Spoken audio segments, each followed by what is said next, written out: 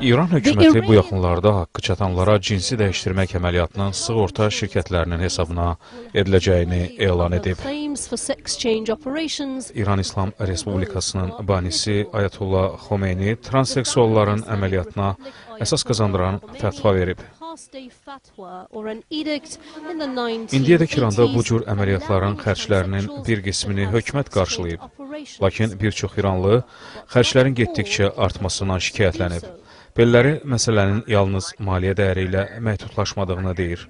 Onlara görə əməliyyat artan borclar və natamam vücudla başa çatır.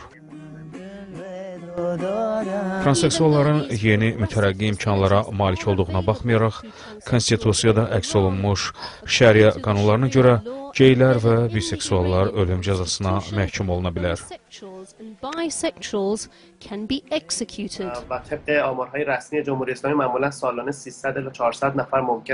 İran hökumətinin rəy sorğusuna əsasən hər il 300-400 adam cinsi dəyişmək əməliyyatından keçir.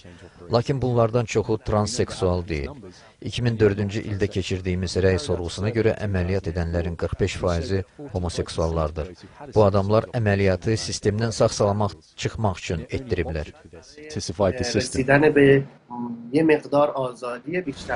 İran cinsin dəyişdirilməsi üzrə ən çox əməliyyat edilən ölkələrdən biridir.